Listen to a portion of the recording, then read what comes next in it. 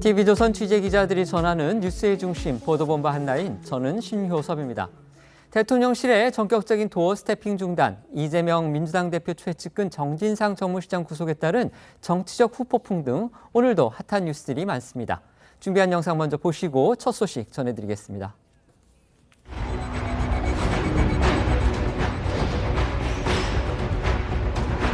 다 준비했어요? 네.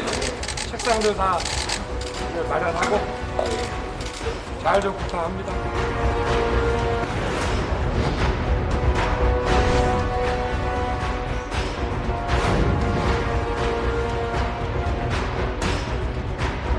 악의적인 그런 행태를 보였기 때문에 MBC가 뭘 악의적으로 했다는 거죠? 뭐가 악의적이에요?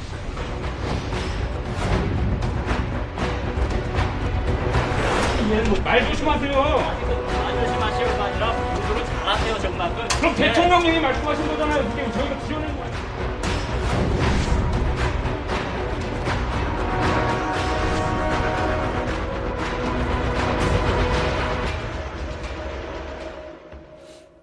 오늘 아침 윤 대통령이 취임 후 6개월간 꾸준히 이어오던 도어 스태핑, 즉 출근길 기자단과의 즉석 문답을 잠정 중단하기로 결정했습니다. 지난주 금요일 도어 스태핑에서 MBC 기자의 언동을 둘러싸고서 여러 논란이 있었죠. 네, 윤 대통령의 도어 스태핑 잠정 중단 소식은 오늘 아침 8시 54분쯤, 그러니까 통상적인 도어 스태핑 시간을 6분 정도 앞두고 들려왔습니다. 대통령실 대변인실은 기자단 공지를 통해 최근 발생한 불미스러운 사태와 관련해 근본적인 재발 방지 마련 없이는 지속할 수 없다고 판단했다고 했고요. 이어 도어 스태핑은 국민과의 열린 소통을 위해 마련된 것이라면서 그 취지를 잘 살릴 수 있는 방안이 마련된다면 재개 여부를 검토하겠다고도 덧붙였는데요. 이 대변인실이 언급한 불미스러운 사태가 바로 지난 18일 출근길 문답에서 MBC 기자가 윤 대통령에게 MBC 전용기 탑승 배제와 관련해 공세적인 질문을 던지고 대통령이 퇴장한 뒤 해당 기자와 대통령실 비서관이 공개 충돌한 일을 가리키는 것으로 보입니다. 윤 대통령은 도어 스태핑의 잠정 중단 소식이 전해진 지 7분 뒤인 9시 1분 대통령 청사 1층에 도착했고 곧장 집무실로 향했습니다. 오늘은 오전 대통령실 수석비서관 회의, 국무총리 주례회동 등 내부 정례 회의를 제외하면 외부 일정이 없지만 평소와 달리 기자들을 만나지 않고 곧장 집무실로 향한 건데요. 이번 정부에서 처음 시작된 대통령의 도어 스태핑은 해외 순방이나 외부 일정이 있을 때를 제외하고는 대부분 아침 9시 정각에 이뤄졌고 윤 대통령은 취임 직후인 지난 5월 11일 첫 도어 스태핑을 진행했고 지난 18일까지 총 61번의 도어 스태핑을 가졌습니다. 도어 스태핑을 이제 개방 그리고 소통을 강조하는 용산 대통령실 시대의 상징처럼 여겨져 온 그런 장면이었습니다. 그간 이제 여권 안에서조차 반대하는 목소리들이 있었지만 윤 대통령 자신이 강한 의지를 보이면서 이어져 온 것으로 그렇게 알려졌었는데요. 이번에는 사안이 좀 심각하다 그렇게 보는 듯합니다. 네, 대통령실은 어제 브리핑에서도 지난 18일 상황에 대해서 불미스러운 일이 있었다면서 이 사안을 매우 심각하게 보고 있다고 밝힌 바 있습니다. 오늘 도어 스태핑을 중단하기로 한 데에는 기자가 윤 대통령을 향해서 자사의 이해관계가 걸려있는 질문을 공격하듯이 던지고 참모와 충돌하는 등의 상황이 재발할 수 있다는 우려가 반영된 것으로 보이는데요. 윤 대통령 참모들은 지난 주말 5시간이 넘는 마라톤 회의를 거쳐서 도어 스태핑을 이대로 유지하기 어렵다는 결론에 이른 것으로 전해졌습니다. 이와 관련해 한 대통령실 관계자는 오늘 저희 TV조선과의 통화에서 도어 스태핑은 국정의 총책임자인 대통령이 기자들에게 질문할 기회를 주는 것이라며 청문회가 아니고 검찰 포토라인도 아닌데 그런 방향으로 가고 있다는 반응을 보였고요. 이어 우리 참모들은 사정 변경 없이 이 모습 그대로 대통령이 기자들 앞에 서도록 하는 걸 용납할 수 없다고 했습니다. 관련해 윤 대통령의 첫 도어 스태핑 모습과 지난 8월 취임 100일 기자회견에서의 발언 함께 들어보겠습니다. 2층에도 다 입주했어요? 네. 잘 좀 부탁합니다. 오늘 첫 출근이신데 한 말씀 부탁드립니다. 어제 제가 그 취임사에 통합 얘기가 빠졌다고 지적하시는 분들이 있는데 너무 당연한 거기 때문에 통합이라고 하는 건 우리 정치 과정 자체가 국민 통합의 과정입니다. 역사상 처음으로 출퇴근하시는 대통령이신데 좀 소감이 어떠신가요? 글쎄 뭐 특별한 소감 없습니다. 일해야죠. 저를 좀 걱정하시는 분들이 그 도어 스태핑 때문에 지지가 떨어진다고 당장 그만두라는 분들이 많이 계셨습니다만은 그거는 제가 용산으로 대통령실을 옮긴 가장 중요한 이유이고, 그리고 새로운 그 소통하는 국민들께 제 만들어진 모습이 아니라 제 있는 그대로의 모습을 보여드리고 비판을 받는 그런 새로운 대통령 문화를 만들어내는 과정이기 때문에. 윤 대통령의 도어 스태핑 중단은요, 사실 어제 대통령실 1층 로비에 이제 이 가림막이 세워지면서 그럴 가능성이 좀 있겠다 이런 전망이 나오긴 했었죠. 네, 어제 오전 평소 도어 스태핑이 이루어지던 대통령실 1층 로비에는요, 나무 합판으로 만든 가림막이 세워져서 로비에서 출입구 쪽 시야가 완전히 차단됐습니다. 대통령실은 지난 2일 아소다로 전 일본 총리가 용산 대통령실을 방문했을 때 일부 기자가 사전 허가 없이 촬영한 사례를 들어 보안을 이유로 들었지만요. 이렇게 갑작스레 설치된 가벽에 일각에서는 윤 대통령의 출근길 문답을 중단하려는 의도 아니냐 이런 관측이 나왔었는데요. 이에 대통령실 관계자는 1층 공간이 기자들에게 완전히 오픈돼 있다면서 외교적으로나 여러 분야에서 또 대통령의 비공개 일정이 필요한 부분이 있다고 설명했고요. 그러면서 모든 상황이 노출되는 게 바람직하지 않다는 의견이 있어서 가벽을 설치하는 거라고 덧붙였습니다. 민주당은 즉각 비판적인 목소리를 냈습니다. 네, 맞습니다. 오늘 아침 민주당 최고위원회의에서는 대통령이 야당 그리고 국민 앞에 철벽을 친다. 대통령이 자초한 논란의 책임을 언론 탓으로 돌리는 행태가 점입 가경이라는 등 거친 말들이 나왔습니다. 박홍근 원내대표와 박용진 의원의 목소리 들어보겠습니다. 대통령이 자초한 비서거 논란의 책임을 언론 탓으로만 돌리고 헌법상 보장된 언론 취재마저 탄압하니 민주주의를 지켜온 국민이 가만 앉아 있겠습니까? 참으로 점입 가경입니다. 대통령이 야당 그리고 국민 앞에 철벽을 치고 대통령실은 언론과의 사이에 가벽을 세우니 대한민국 정치에 큰 절벽이 생긴 것입니다. 저는 지금 윤석열 대통령이 트럼프 대통령의 졸렬하다고 평가받고 있는 언론 인식보다 더 나쁘다고 지금 봐요. 그래서 저는 윤석열 대통령이 트럼프보다도 더 옹졸한 그런 언론관을 가지고 있는 대통령이다. 비판받아 마땅하다고 보고요. 자신의 입맛에 맞는 방식 언론을 취사 선택한다고 생각하시면 안 돼요. 언론은 대통령이 만나는 첫 번째 국민입니다. 그 국민을 그렇게 함부로 대하시면 되겠어요? 사실 민주당이 그동안 대통령 도어 스태핑에 대해서 긍정적인 평가를 했던 거 별로 기억이 없습니다. 그런데 또 막상 중단한다고 하니까 또 저렇게 비판적인 얘기를 쏟아냈군요. 그렇습니다. 반면 국민의힘은 지난 18일 대통령실 비서관과 공개 설전을 벌인 MBC 기자를 강하게 비판하고 있죠. 특히 중앙일보 편집국장 출신인 김종혁 비대위원은 공영방송 MBC가 대통령실과 전쟁이라도 하는 것처럼 행동하고 있다고 비판했고요. 오늘 한 라디오에 출연한 성일종 정책위 의장은 MBC 기자가 대통령을 향해서 뭐가 가짜뉴스냐고 소리를 지른 건 난동 수준이라고 말했는데요. 국민의힘의 이야기도 들어보겠습니다. MBC는 혹시 언론의 자유를 왜곡, 과장 보도를 일삼고 가짜뉴스를 마음대로 내보낼 자유와 착각하고 있는 건 아닙니까? 대통령을 상대로 마음대로 고함 지를 자유, 한마디로 자기들 멋대로 할 자유를 언론 자유라고 주장하고 있는 건 아닙니까? MBC에서 뭐가 가짜 뉴스이고 뭐가 악의적이냐 이렇게 질의를 했잖아요. 예. 근데 이게 굉장히 감정이 배어 있었어요. 백악관 같은데 어디든 다 이렇게 지명해서 합니다. 예. 그 지명도 안 했는데 소리를 지르면서 이게 무엇가 가짜 뉴스인가요? 또 뭘 악의적이라고 얘기를 하느냐 이렇게 떠들어대면서 하는 것은 제가 봤을 때 난동 수준이라고 봅니다. 또 당시에 이 MBC 기자의 어떤 차림새를 두고서도 지금 여야가 공방을 벌이고 있어요. 맞습니다. 지난 18일 윤 대통령의 도어 스태핑 과정에서 목소리를 높였던 MBC 기자 태도가 논란이 되고 있는 건데요. 국민의힘 김종혁 비대위원이 지난 19일 자신의 SNS에 공개한 사진을 보시면 해당 기자는 팔짱을 낀 채 슬리퍼를 신고 있습니다. 이에 김 비대위원은 대통령이 얘기할 때 팔짱이야 낄 수 있겠지만 슬리퍼를 신고 온 건 뭐라 해야 할까라면서 드레스 코드를 들먹이진 않더라도 이건 너무 무례한 거 아니냐. 대통령이 아니라 남대문 지게꾼과 만나도 슬리퍼를 신고 나갈 수는 없다고 지적했습니다. 하지만 야권에서는 좁쌀 대응이란 반응이 나왔는데요. 최근 민주당에 복당 신청을 한 박지원 전 국정원장이 자신의 SNS를 통해 이 도어 스태핑에서 MBC 기자가 슬리퍼를 신었다는 부대변인의 응대는 좁쌀 대응이라면서 국민은 갈등을 풀어가는 통 큰 대통령을 원한다고 쓴 건데요. 오늘 오전 여야 정치권의 공방도 들어보겠습니다. 저 MBC 기자 행태는 제가 볼 때 굉장히 저는 악의적인 행태라고 생각합니다. 기다렸다는 듯이 거의 시위꾼들 행태를 보이잖아요. 왜냐하면 대통령이 그런 발언한 것은 톤이 너무 높아서 저도 문제가 있다 생각하지만 일단 질문에 답변을 하지 않고 들어갔잖아요.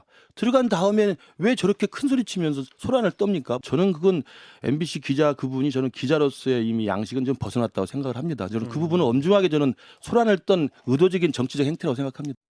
대통령이 악의적이라고 얘기했으면 그거에 대해 질문하는 질문한 건 답변을 좋죠. 해야죠. 아니 답변을 해야죠. 답변을 안 할 권리가 본인이, 있죠. 권리 있는 거 알아요. 그럼요. 그러면 제가 보기에 저걸 왜 하냐 말이에요. 본인이 하고 싶은 말만 하는 거잖아요. 그럼 당연히 그거에 대해서 뭐 비서관한테도 물어볼 수 있는 거죠. 뭐가 악의적이냐고 물어볼 수 있는 거라 봐서 그거를 정치적으로까지 해석하는 건 좀 과한 것 같고 지금 뭐 대통령 앞에는 항상 다소곳이 손을 모아서 이렇게 질문해야 되는지 잘 모르겠고 이게 아침에 하다 보니까 이제 이분도 얘기 들어보니까 슬리퍼를 신는 분들이 많다는 거예요. 거기에 또 이 슬리퍼가 또 대통령실에서 파는 거랍니다. 윤석열 대통령이 오늘 아침에 전격적으로 도어 스태핑, 그러니까 출근길에 기자와 이제 문답을 갔던 거 이거를 잠정 중단했습니다. 이거 어떻게 보십니까? 일종의 이제 MBC 이 부분이 촉매제 역할을 한 것은 뭐 분명하다, 뭐 이렇게 생각이 됩니다. 하지만 좀 더 근본적인 여러 가지 문제가 좀 내재돼 있지 않나 이렇게 좀 판단을 하는데 그동안에 사실 윤 대통령이 지금 용산으로 대통령실을 이전하는 가장 핵심적인 이유 중에 하나가 국민과의 소통을 내세웠고 그 상징적인 조치가 이 도어 스태핑이었기 때문에 대통령이 굉장히 많은 의지를 보였습니다. 그런데 실제로 그 도어 스태핑을 진행하는 과정에서 여러 가지 메시지의 어떤 혼선 이런 부분이 생긴 측면도 있었고 대통령이 여러 가지 부분에 대해서 직접적으로 이야기하는 것이 과연 적절하냐 하는 그런 논란이 이제 여권 내에서도 있어 왔습니다. 오늘 이제 홍준표 대구시장 이야기한 일종의 좀 위태위태한 부분이 있었다라는 이런 맥락이었기 때문에 이런 측면에서 여러 가지 메시지의 정리 그리고 새로운 어떤 변화 이런 것들을 모색해야 된다라고 하던 차에 이 MBC 관련된 일이 터졌고 그걸 계기로 해서 이 지금 도어 스태핑을 중단한 건 아닌가 이렇게 좀 생각이 됩니다. 그런데 이 부분이 이제 어쨌든 대통령으로서는 국민과의 소통을 굉장히 강조한 상징적인 부분이었기 때문에 저는 도어 스태핑이 계속해서 중단되지는 않을 것이다. 그리고 그것이 또 대통령의 연국과 비춰볼 때 바람직하지도 않다라고 좀 생각을 하기 때문에 형식은 조금 바뀔 수는 있을 것 같습니다. 뭐 기자 간담회나 기자 회견 형식을 정례화해서 충분하게 뭘 한다든지 하는 그런 식의 형식은 좀 바뀔 수 있겠지만 그것이 또 도어 스태핑이 아닐 수 있겠죠. 하지만 국민과 소통한다는 그 취지 자체를 충분히 살릴 수 있는 그러한 어떤 새로운 방법을 좀 빠른 시일 내에 내놓을 필요가 있지 않나. 그것이 안 되는 상황에서 그냥 이번 MBC 관련된 부분으로 해서 도어 스태핑을 중단하고 이것이 좀 더 길어지게 되면 원래 윤 대통령이 강조했던 대통령실을 이전한 취지라든지 여러 가지 그런 부분들이 또 상당 부분 훼손될 수밖에 없는 것이 현재의 모습이 아닌가 싶기 때문에 이 부분도 대통령실에서는 좀 깊이 숙고를 해서 빠른 어떤 변화한 조치를 좀 내놓을 필요가 있지 않나 생각합니다.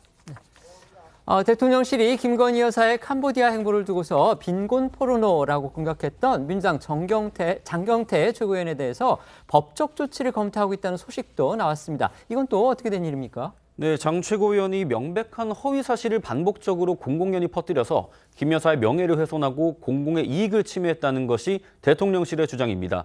대통령실 핵심 관계자는 오늘 연합뉴스와의 통화에서 장 최고위원을 명예훼손 혐의로 고발하거나 손해배상을 청구하는 방안을 검토하고 있다고 말했습니다. 이어서 장 최고위원은 이 일련의 주장이 정확한 팩트체크가 가능한 사안이라며 공당의 최고위원이 팩트 자체가 틀린 발언을 했다고 지적한 것으로 전해졌습니다. 현 정부 대통령실이 이제 직접 고발에 나서거나 소송을 제기한 적은 아직까지는 한 번도 없습니다. 그런 대통령실이 법적 조치까지 생각하게 된 이유, 그게 또 뭔지 궁금합니다. 네, 이번에 문제가 된 부분은 장 최고위원이 전문가들의 의견이라면서 김건희 여사가 캄보디아 심장질환 아동을 찾아갔을 때 조명을 사용했다고 주장한 겁니다. 지난 18일 장 최고위원의 발언부터 다시 들어보겠습니다. 외신과 사진 전문가들은 김건희 여사의 사진이 자연스러운 봉사 과정에서 찍힌 사진이 아니라 최소 2개, 3개 조명까지 설치해서 사실상 현장 스튜디오를 차려놓고 찍은 컨셉 사진으로 분석합니다. 김건희 여사가 구호단체의 홍보 대사입니까? 캄보디아에 자원봉사하러 가셨습니까?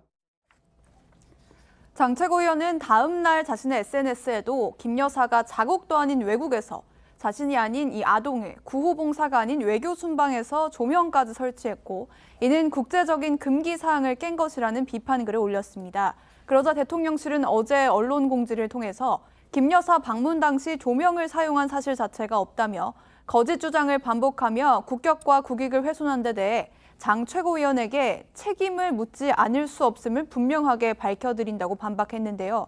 이후 장 최고위원이 조명 사용 의혹은 외신과 사진 전문가의 분석을 인용했을 뿐이라고 재반박하면서 논란은 더욱 커졌습니다.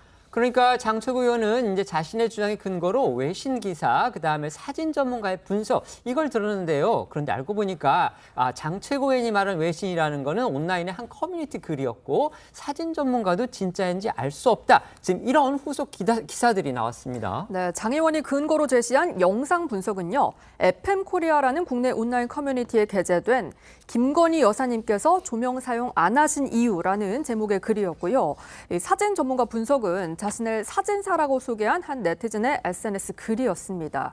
또 장 최고위원이 외신 분석이라고 말한 사이트는 미국 온라인 커뮤니티일 레딧에 올라온 게시물이었는데요. 현재는 게시물이 삭제된 상태입니다. 그러니까 장 최고위원이 제기했던 이제 이른바 조명 관련 의혹의 근거가 모두 온라인 커뮤니티에 올라왔던 글, 바로 그거라는 거죠. 네, 이와 관련해 조선닷컴은요, 장 최고위원과의 질문 답변 내용을 전하기도 했는데요. 장 최고위원은 외신 보도가 아니라 미국 온라인 커뮤니티를 보고 조명 주장을 한 것이냐라는 질문에 아니라고 답했고요. 그렇다면 참고한 외신 보도가 무엇이냐라는 질문에는 찾는 대로 공개하겠다 이렇게 말했다고 합니다.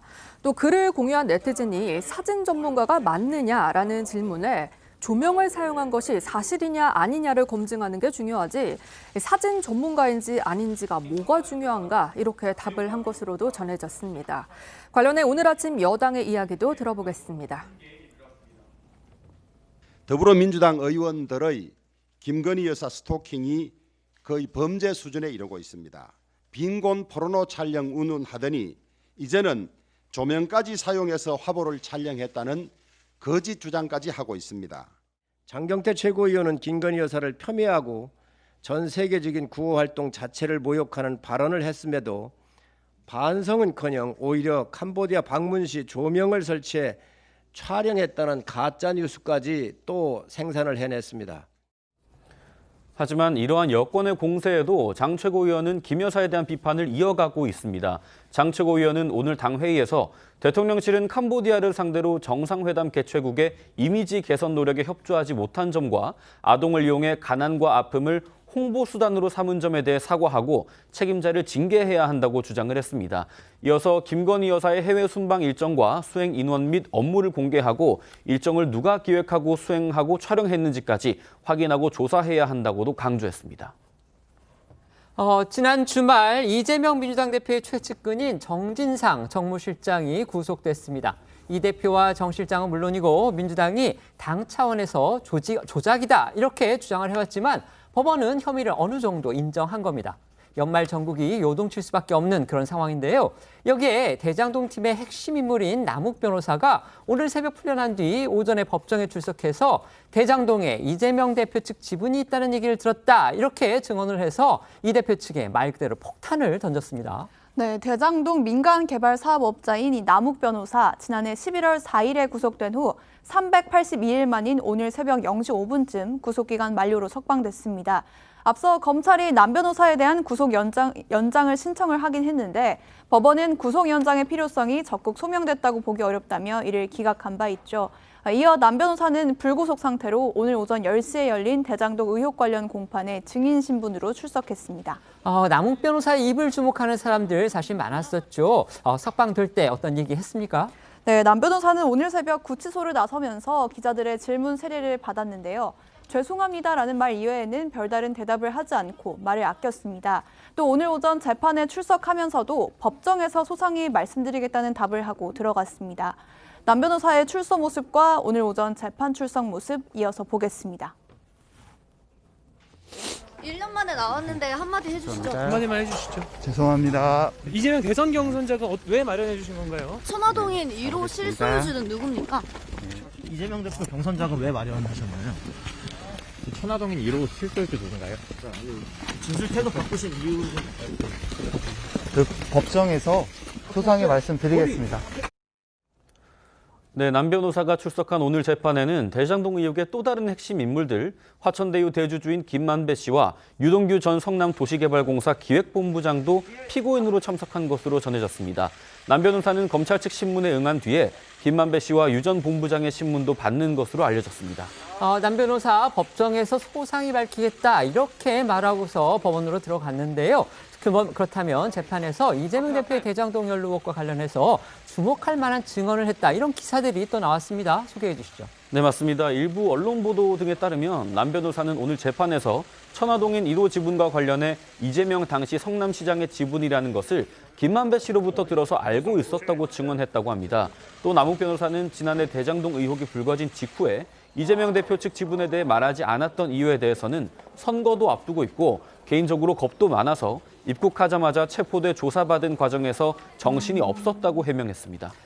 그리고 지금 방금 이제 계속 속보들이 들어오고 있습니다. 조금 더 내용을 소개해 드리면요. 남욱 변호사는요, 오늘 법정에서 2013년에 유동규 전 본부장에게 전달한 3억 5,200만 원에 대해서는요, 유 전 본부장이 본인이 쓸 돈이 아니고 높은 분들한테 드려야 하는 돈이라고 얘기했다. 그 높은 분들이 누구냐? 정진상 실장 그리고 김용 부원장으로 알고 있다. 이런 얘기를 또 했다고 합니다.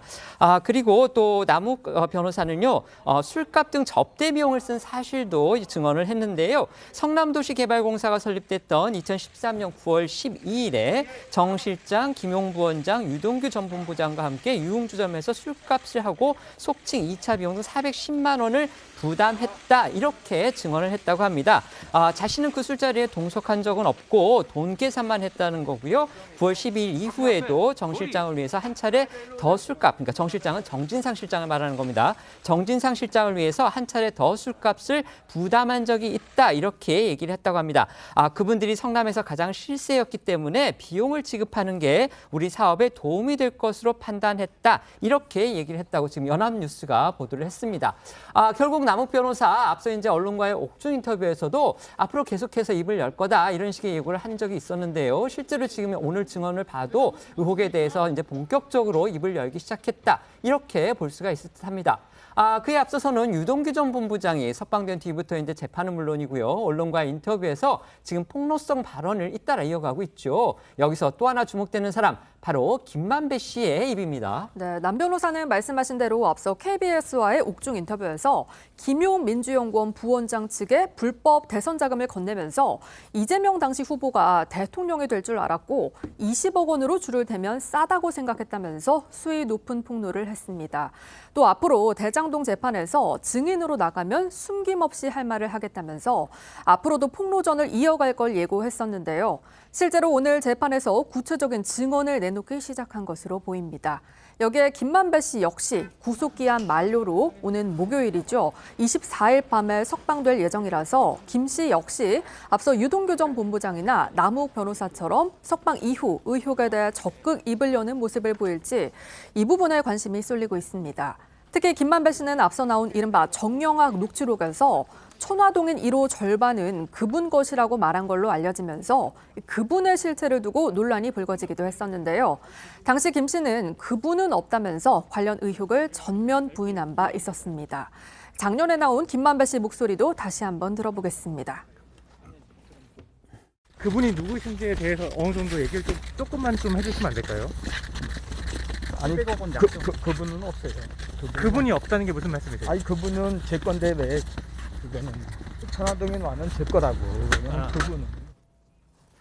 이제 전국의 핵으로 부상한 사람은 바로 정진상 민주당 정무실장입니다. 19일 새벽에 전격으로 구속이 됐는데요. 구속 후에 어제 처음으로 검찰에 소환돼서 또 조사를 받았다고 하죠. 네, 저희가 앞서 전해드린 대로 정진상 실장은 지난 금요일에 영장 실질 심사를 받았죠.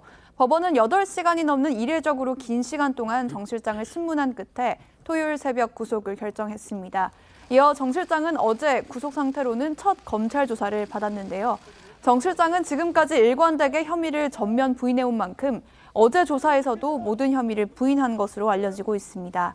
또 정 실장의 변호인단은 법원의 구속이 적절했는지 다시 한번 판단을 구하는 구속 적부심을 청구할지도 논의하고 있는 것으로 알려졌습니다. 관련해 앞서 영장 실질 심사에서 사실상 처음으로 언론에 공개적으로 모습을 드러냈던 정진상 실장의 목소리 들어보겠습니다. 현 검찰 정권의 수사는 증자살인 3인 성호입니다. 군사 정권보다 더한 검찰 정권의 수사는 살아있는 권력에도 향해야 할 것입니다. 최소한의 균형이 필요합니다. 경제 파탄에도 힘든 국민들께서 열심히 생활하시는데 저의 일로 염려를 끼쳐 미안할 따름입니다. 들으신 대로 정 실장은 영장 실질 심사에 들어가기 직전까지 검찰이 없는 죄를 만들고 있다고 항변했지만 법원을 설득하는 데에는 실패했습니다. 법원이 정 실장 구속을 결정한 배경, 지금 무엇이라고 알려져 있습니까? 법원이 밝힌 구속 사유는 증거인멸과 도주 우려였습니다. 정 실장이 국회 본청 대표 비서실에서 사용하던 컴퓨터 운영 체제가 재설치된 점을 판사도 의심스럽게 봤을 것이란 분석과 함께요. 정 실장이 작년 9월 유동규 전 본부장에게 휴대전화를 버리라고 지시했던 점도 불리하게 작용했을 것이란 분석이 나옵니다. 그리고 정 실장의 주거지가 부정확한 것도 신변 구속에 영향을 끼친 요인으로 꼽히고 있습니다.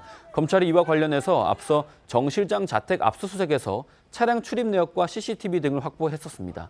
여기에 법원은 영장 실질 심사가 끝난 뒤 약 4시간 반 만에 그야말로 신속하게 구속영장 발부를 결정했는데요.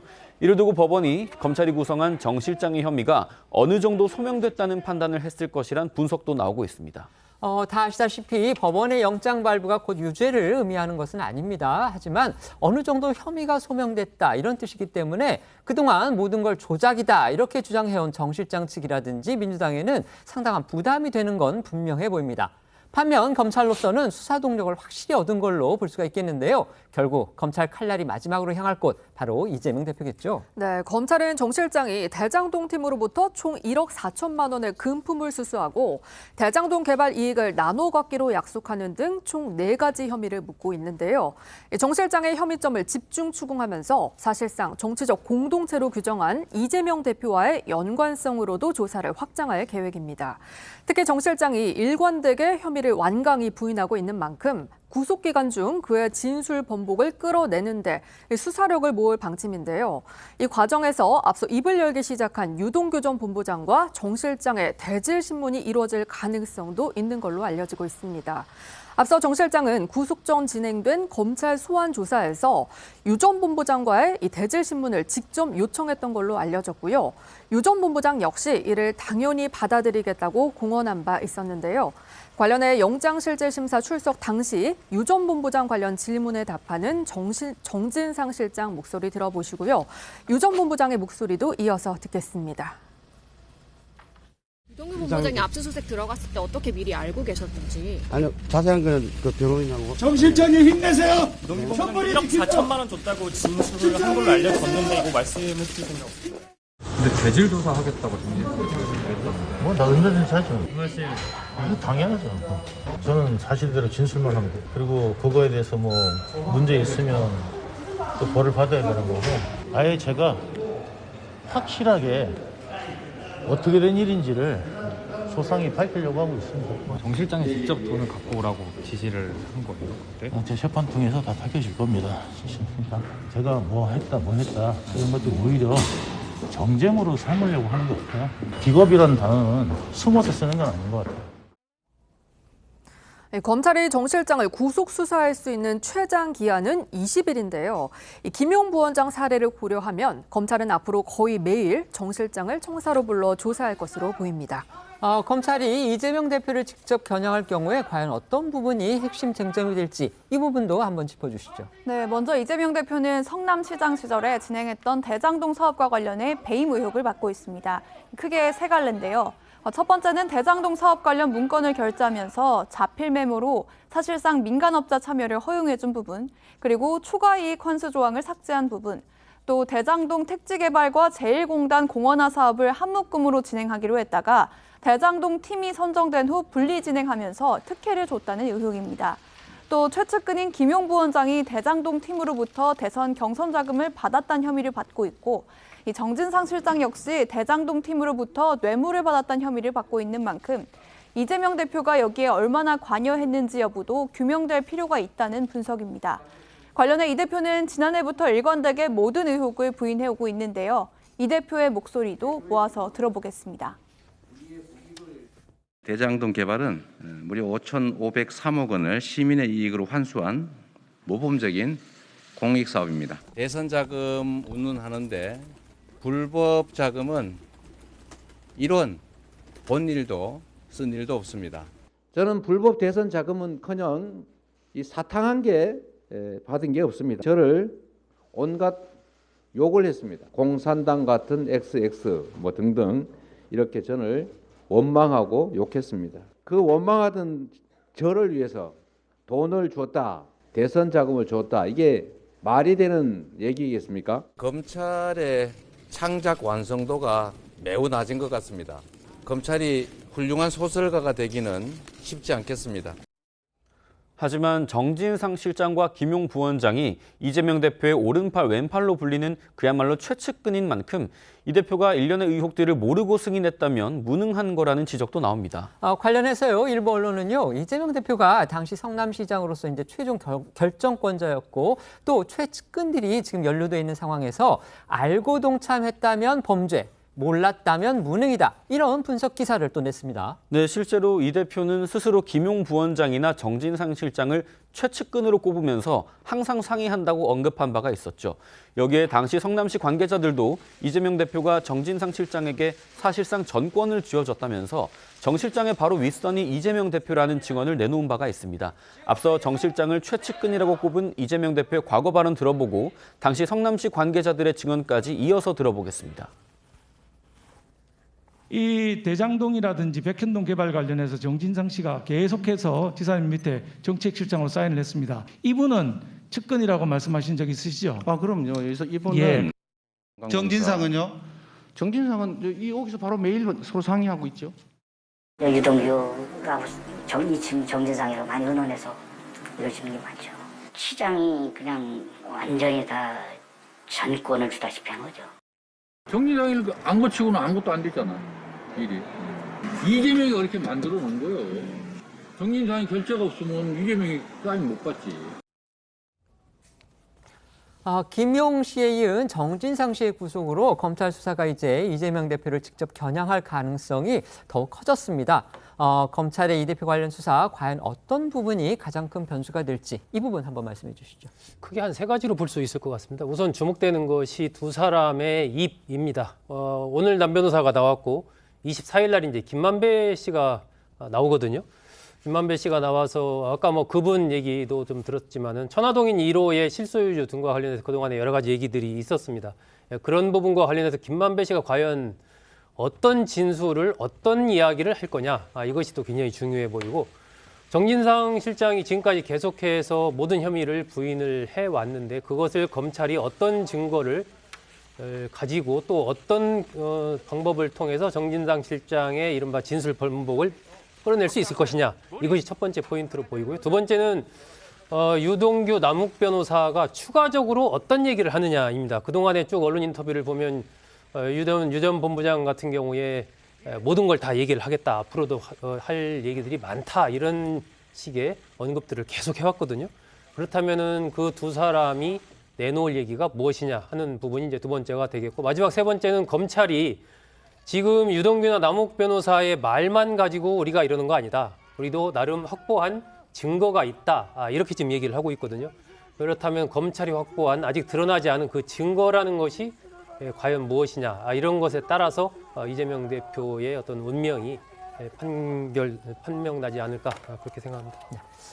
이재명 대표와 민주당 측은 어떤 반응을 내놓았는지 그것도 한번 소개해 주시죠. 네, 이재명 대표는 정진상 실장이 구속된 지난 19일 자신의 SNS에 저의 정치적 동지 한 명이 또 구속이 됐다면서 글을 올리고 유검무죄, 무검유죄라고 비판했습니다. 이 대표는 조작의 칼날을 아무리 휘둘러도 진실은 침몰하지 않음을 믿는다고 강조하기도 했는데요. 이어 이 대표는 오늘 오전 당 최고위에서도 위기 극복에 써야 될 국력을 야당 파괴에 허비하고 있다면서 검찰 수사가 야당을 향한 탄압이라고 다시 한번 강조했습니다. 박홍근 원내대표 역시 지난 20일 기자들과 만난 자리에서 정진상 실장은 검찰이 주장하는 일들을 저지를 사람이 아니라는 확신이 있다면서 정 실장을 두둔하고 나선 데 이어 오늘 최고위에서 윤석열 정권 차원의 이재명 죽이기라고 나를 세웠는데요.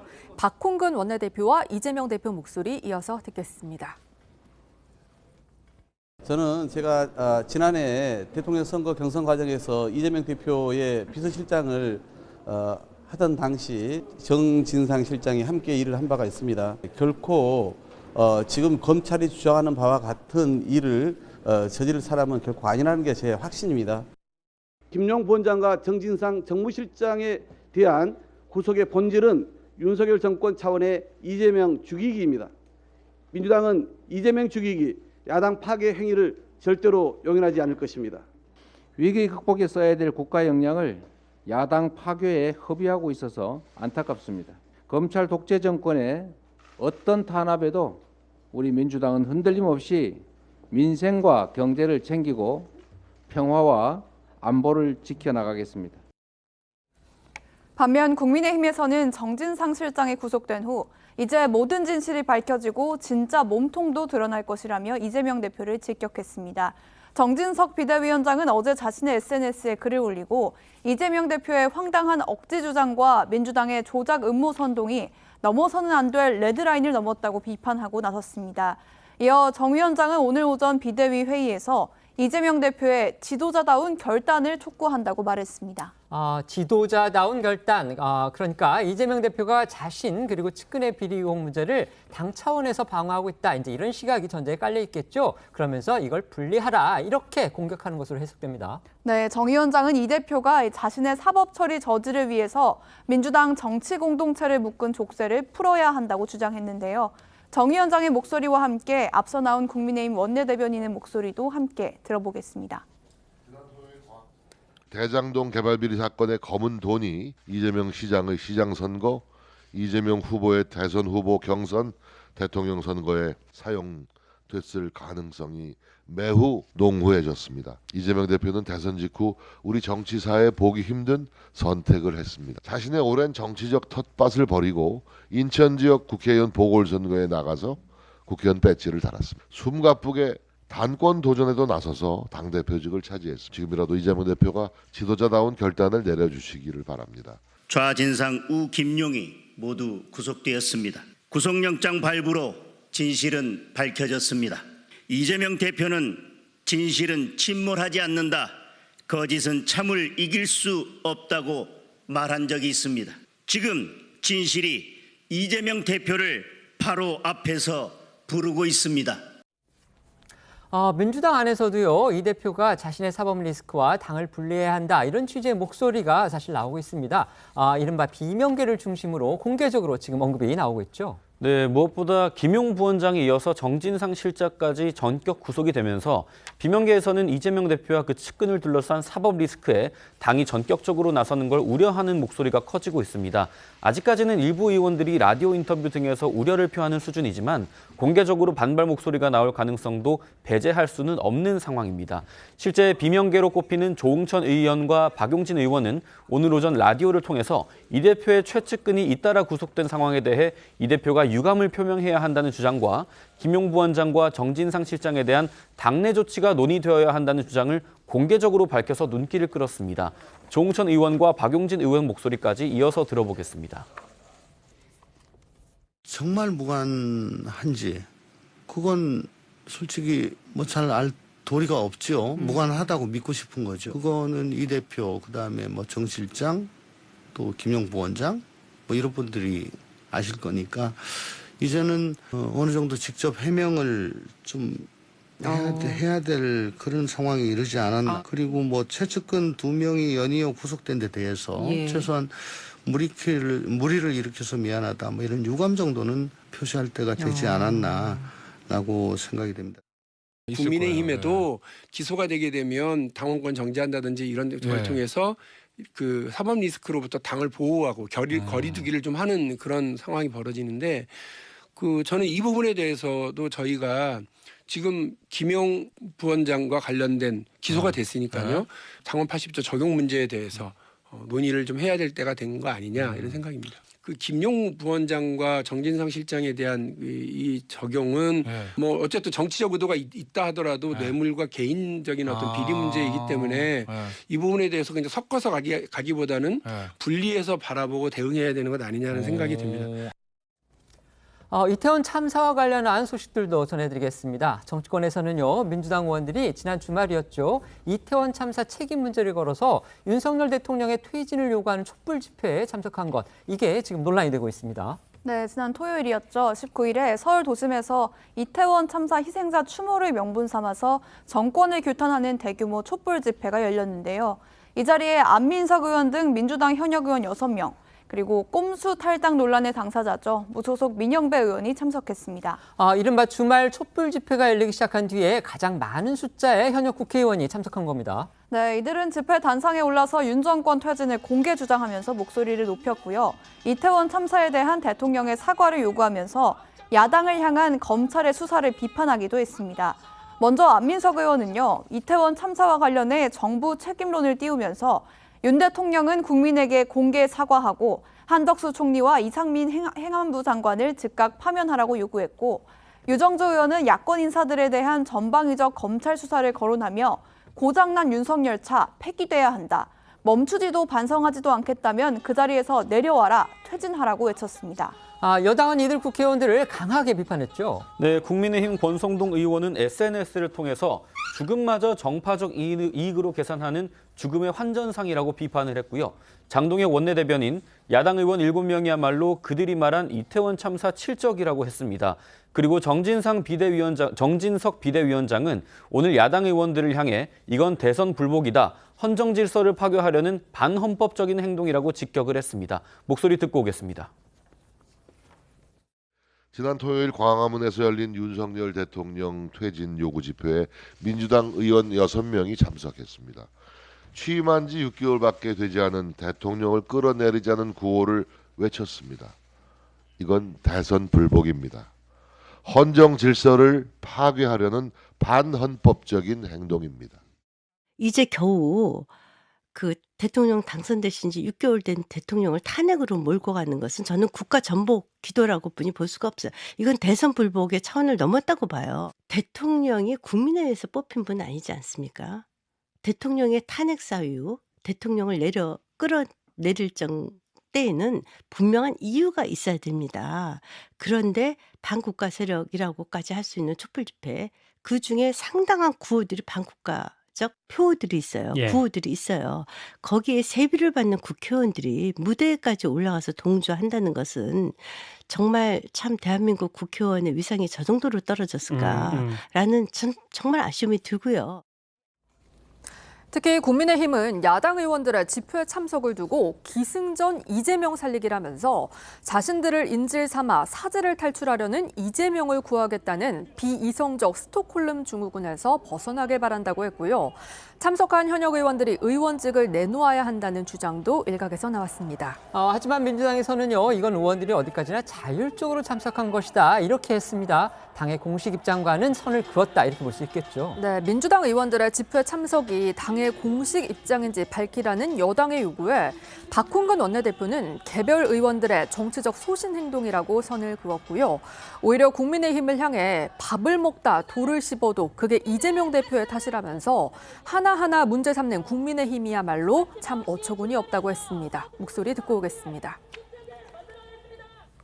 밥을 먹다가 돌을 씹어도 그게 이재명 대표의 탓이고, 그분들이 자의적으로 선택해서 하는 정치 행동에 대해서 우리가 다 당에서 가타부터 사전에 통제할 수 없는 거 아니겠습니까? 이런 것까지 하나하나 문제를 삼는 이 국민의힘 여당이야말로 참 어처구니 없고. 저는 정치인들이 정치적 판단 선택해서 할 권리와 자유가 있다고 생각을 하고요. 다만 지금 지도부가 일정하게 이거는 뭐 개별 의원들의 정치적 판단이라고 얘기하는 거니까 저는 그렇게 받아주시면 된다고 봅니다. 뭐 당 차원에서 지금 이 집회 결합하자 말자 그렇게 논의한 적도 없는 걸로 기억을 하고요. 대통령실에서 아주 이례적으로 또 강경한 입장을 냈습니다. 네, 그동안 국회를 향해 목소리를 자제해온 대통령실은 집회의 자유는 무엇보다 존중되고 보장받아야 한다. 다만 헌정 질서를 흔드는 주장은 누구에게도 도움이 되지 않는다고 생각한다면서 헌법기관인 국회의원들이 헌정 질서를 흔드는 주장에 동조하는 건 바람직하지 않다고 밝히면서 불쾌한 감정을 숨기지 않았습니다. 지난 주말 이태원 참사 책임 추궁을 명분으로 한 장외 집회죠. 여기서 이제 윤석열 대통령의 퇴진 주장이 계속 나오고 있는데 거기에 민주당 현역 의원 6명, 그다음에 민주당의 가담에 있던 무소속 의원 1명, 총 6명의 현역 의원이 집회에 참석해서 발언을 했습니다. 그런데 민주당 지도부는 이거는 의원들이 자의적으로 하는 그런 행동이기 때문에 막을 방법이 없다. 지금 이렇게 얘기하고 있습니다. 이 상황 어떻게 보십니까? 민주당에서는 뭐 당의 공식 입장이 아니다. 의원들이 개별적으로 알아서 한 거다라고 얘기를 하고 있는데 그렇다고 해서 또 민주당에서 이제 그런 어떤 집회에 참석하지 마라든가 아니면 뭐 대통령 퇴진 이런 것은 지금 좀 과도한 것 같으니까 그런 요구를 하지 말라든가 뭐 이런 것도 아니지 않습니까? 지금 약간은 이제 민주당으로서는 이 정치적인 여러 가지 측면에서의 흐름, 민심의 흐름들을 보면서 좀 줄타기를 하고 있는 뭐 그런 상황이라고 봐야 되겠죠. 이런 측면 하나와 또 하나는 이제 이번 이태원 참사를 계기로 해서 국민들이 보는 이 책임론과 관련해서 여권의 책임이 분명히 있죠. 여권의 책임이 있는데 그 책임을 이제 대통령의 퇴진으로까지 이제 가져가야 되는가 하는 부분에서는 또 굉장히 좀 다른 어떤 여러 가지 지점들이 존재하지 않나 하는 생각을 합니다. 뭐 경찰 문제라든지 소방 문제, 행안부 장관 문제와는 또 다른 측면에서의 문제이기 때문에 그렇게까지 가는 것이 과연 맞느냐에 대한 다양한 시각들이 존재를 하고 있는 상황이어서 결국 이러한 요 두 가지 지점에 대한 현재 민주당의 입장을 보면서 국민들이 거기에 대해서 좀 판단을 내리지 않을까 하는 생각입니다. 정치적 차원에서는요, 야당이 요구하는, 그러니까 야권입니다. 야권이 요구하는 국정조사 문제가 여전히 여당의 반대에 부닥쳐 있습니다. 국민의힘이 오늘 사실상 공식적으로 국조를 거부했습니다. 네, 여야가 김진표 국회의장이 설정한 이태원 참사 국정조사 특별위원회 명단 제출 시한인 오늘까지도 입장을 좁히지 못한 채 상호 간의 온도 차이만 확인을 했습니다. 여당은 오늘 오전 의원총회를 열고 선 수사 후 조사 방침을 재확인했고 이에 야3당은 사실상 국정조사 단독 추진을 전제로 국정조사 계획서를 국회에 제출을 했습니다. 각각 목소리 듣고 오겠습니다. 조사의 목적은 철저한 진상규명을 통해서 책임의 소지를 명확히 하고 또한 그것을 통해서 재발 방지를 만들어내고 그것들을 가지고 안전한 사회를 만들기 위해서 국정조사 계획서를 제출했습니다. 안 되어진다라면 단독으로라도 국정조사 계획을 채택을 하고 실시를 해야 된다는 것이 기본적인 방침이라는 말씀을 드리겠습니다. 국정조사가 필요하면 언제든지 할 수 있다. 오늘 점심 이후에 바로 그런 답을 의장실에 보낼 계획입니다. 그럼 특위 명단도 결국 안 내는 건가요? 그렇습니다. 예. 만약에 일방적으로 국정조사를 한다면 국정조사 실효성도 떨어질 뿐만 아니라 아주 나쁜 헌정사에 나쁜 예를 남기는 것이라고 그렇게 보고 있습니다. 그래서 듣고 오신 것처럼 야3당은 오는 24일 국회 본회의에서 과반 의석을 앞세워서 의결을 추진할 방침입니다. 하지만 이와 관련해 국민의힘에서는 민주당이 지금까지 숫자 힘으로 밀어붙여 왔기 때문에 그럴 가능성이 높다고 보지만 국정조사를 여야 합의 없이 한 예가 사실상 한 번도 없었다고 지적하면서 일방적으로 한다면 국조 실효성도 떨어지고 헌정사에 나쁜 선례를 남기는 것이라고 말했습니다. 지금부터는 오늘 하루 놓치면 안 될 핫한 뉴스를 모아 전해드리는 어쩌다 이런 일이 코너로 이어가겠습니다.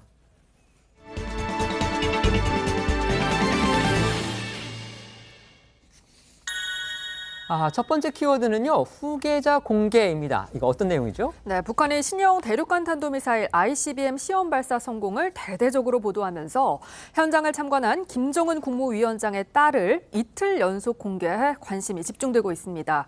김정은 위원장의 딸은 흰색 겨울옷에 빨간색 구두를 신고 ICBM 발사 현장의 모습을 드러냈는데요. 김정은의 부인 리설주 옆에 나란히 선 장면에서 부모를 빼닮은 외모가 눈에 띄었습니다. 조선중앙통신은 김정은 위원장이 사랑하는 자제분과 여사와 함께 나와 발사 과정을 지도했다고 보도했는데요. 들어보겠습니다.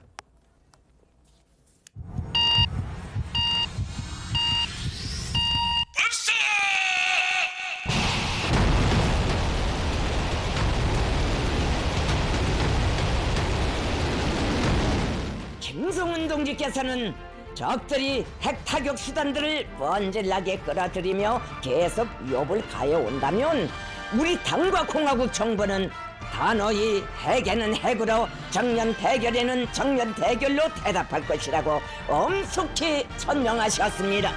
역사적인 중요 전략무기 시험 발사장에 사랑하는 자제분과 요사와 함께 몸소 나오시어 시험 발사 좋은 과정을 직접 지도해 주시며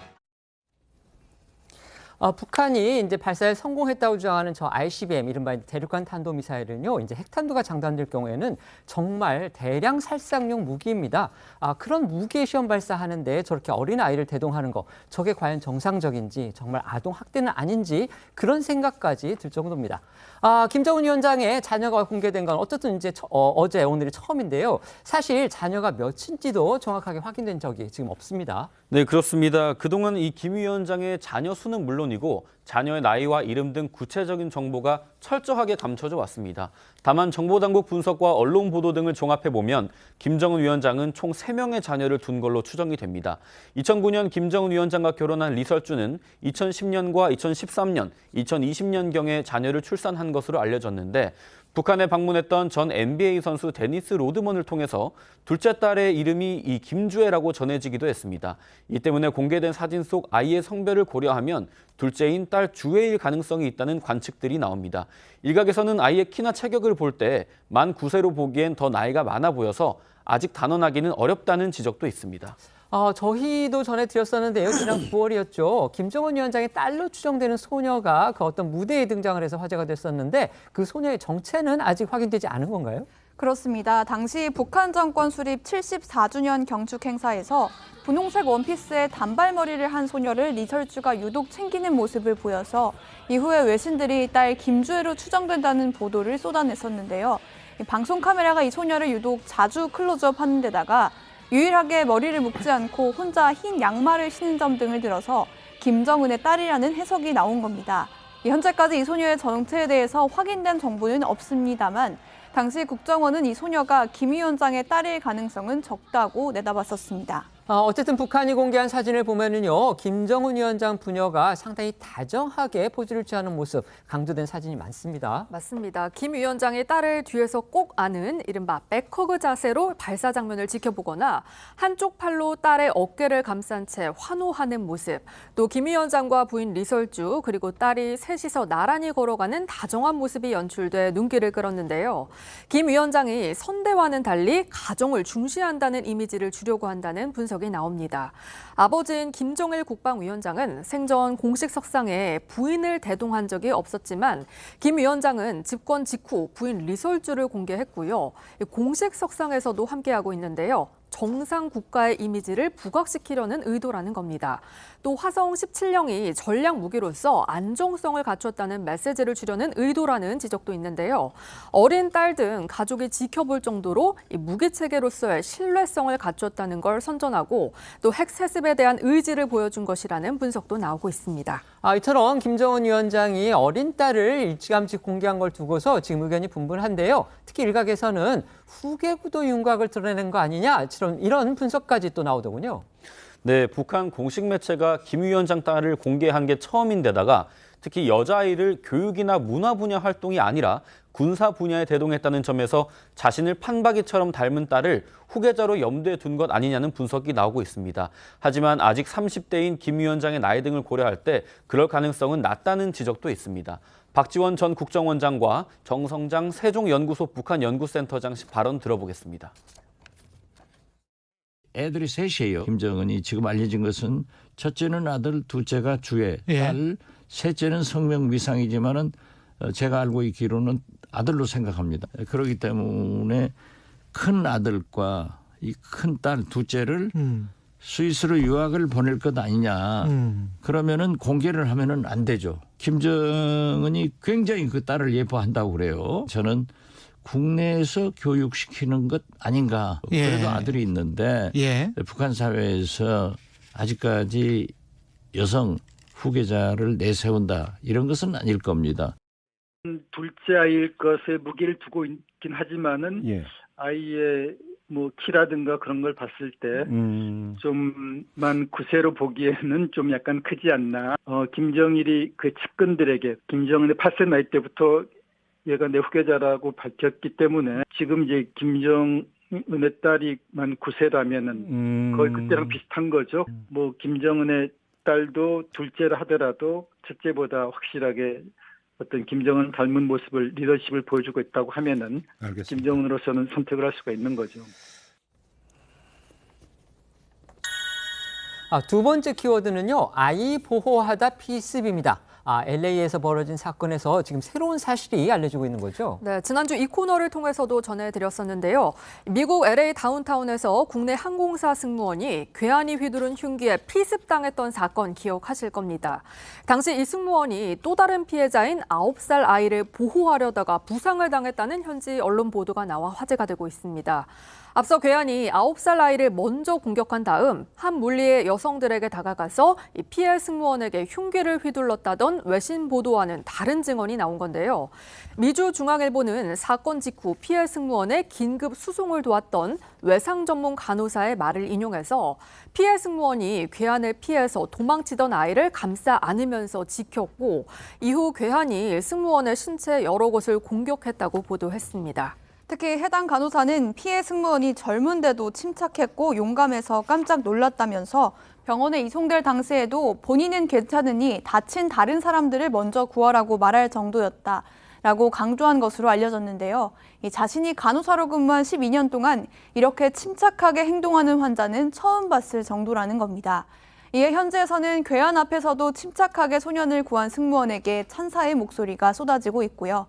다친 소년의 사촌이라고 밝힌 사람도 피해 승무원에 대해 고마운 마음을 전했는데요. 온라인 모금 사이트를 통해서 소년의 형제 상태를 알리면서 한 여성이 사촌의 생명을 구했다고 한다면서 피해 승무원을 언급했고요. 다친 승무원에게 신의 축복이 있길 빈다고 말하기도 했습니다. 다친 피해자들의 상태는 어떻습니까? 네, 소년은 괴한의 공격으로 등과 어깨 뒤쪽에 큰 상처를 입은 것으로 알려졌습니다. 소년의 사촌이라고 밝힌 사람이 다친 소년의 물리치료비를 포함해서 의료비를 온라인 모금 사이트를 통해서 모으고 있습니다. 한편 피해 승무원은 현재 수술을 마치고 회복 중이고 대화는 가능한 상태지만 이 폐 손상으로 인해서 당분간 일상생활은 힘들 것으로 알려졌습니다.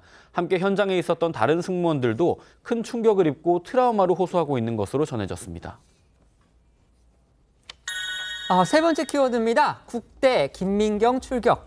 체육 국가대표가 된 코미디언 김민경 씨 소식이군요. 그렇습니다. 코미디언 김민경 씨는 지난 19일부터 태국에서 열리고 있는 2022 국제실용사격연맹 핸드건 월드슛 대회에 출전 중인데요. 태국으로 출국하기 전 김민경 씨가 자신이 출연 중인 예능 프로그램을 통해서 눈물의 출정식을 갖고 국민들을 향한 응원과 감사 인사를 전했습니다. 김민경 씨는 저로 인해 용기를 내신 분이 많다고 해서 힘을 낸 것 같다고 소감을 밝혔는데요. 또 저를 보면서 뭐든 할 수 있다는 자신감을 가졌으면 한다면서 희망을 드리고 싶었다고 말했습니다. 눈물의 출정식이었다고 하는데 정작 태국에 도착하고 난 뒤에는 이 김민경 씨가 이 타고난 예능감, 그다음에 유머 감각으로 주변을 상당히 웃게 만들고 있다. 이런 소식이 전해졌습니다. 네, 맞습니다. 대회에 앞서 선수들이 장비 검사를 받는 과정에서 이 김민경 씨의 타고난 예능감이 빛을 발했는데요. 이 김민경 씨는 검사관이 허리에 찬 총을 달라 이런 동작을 취하자 손을 내밀어서 악수를 청하는 능청스러운 모습으로 웃음을 자아냈습니다. 김민경 씨는 이 사격을 시작한 지 1년 만에 국가대표로 선발될 정도로 이제 빠른 성장을 보인 걸로 그렇게 알려져 있죠. 네, 그렇습니다. 김민경 씨는 1년여 만에 국제대회 출전 자격이 주어지는 레벨 4 실탄 사격 훈련을 통과했고요. 국내 선수들과 경쟁하는 국가대표 선발전을 거쳐서 최종 2인에 발탁이 됐습니다. 이런 빠른 성장의 배경에는 뛰어난 신체 조건이 뒷받침됐다고 하는데요. 신체 조건이 사격의 제격이라는 이 실용 사격 코치진들의 극찬을 들었다고 합니다. 김민경 씨 얘기 들어보겠습니다. 우선은 제가 약간 힘이 있다 보니까 저희가 지금 대회 나가는 거 실탄이거든요. 예, 그러다 예. 보니 반동이 굉장히 커요. 이게 보통 남성분들도 많이 흔들리기도 한데 예. 제가 딱 쏘는 거 보고 어떻게 이렇게 안 흔들릴 수가 있죠. 그런 부분에 있어서 저의 장점인 것 같다고 힘이 센 것도 그러니까 신체적으로 예. 조건이 좋다라는 얘기를 하셨어요. 이 김민경 씨의 대회 성적에도 기대가 커지고 있는데요. 이 김민경 씨는 최근 인터뷰를 통해 최선을 다해 좋은 결과가 따라온다면 너무 감사한 거고 그렇지 않더라도 최선을 다한 거니까 끝까지 응원해 주셨으면 좋겠다 이렇게 말했습니다. 김민경 씨 지금 나이가 40이 넘었다고 하더군요. 그렇다면 실용사격 선수로 언제까지 활동할 수 있을지 이 부분도 궁금해요. 이 김민경 씨뿐만 아니라요. 이번에 출전하는 선수들 다 본업이 따로 있다고 하는데요. 이런 실용사격 선수들의 성격을 볼 때 김민경 씨가 계속해서 활동을 이어갈 가능성도 배제하긴 어려워 보입니다. 일단 김민경 씨는 사격 대회가 끝난 뒤에는 다시 방송 활동으로 돌아오겠다는 입장을 밝혔는데요. 들어보겠습니다. 코미디가 더 좋냐, 사격이 더 좋냐 묻는다면? 지금은 제가 또 사격을 하고 있기 때문에 집중을 시켜야 되고 끝나고 나면 저는 다시 코미디언으로 돌아올 겁니다. 지금은 사격이군요. 지금은 사격이어야 합니다. 저희는 1분 뒤에 다시 돌아오겠습니다. 오늘 준비한 소식은 여기까지입니다. 저희는 내일 오후 1시에 더 핫한 소식으로 찾아뵙겠습니다. 시청해 주셔서 고맙습니다.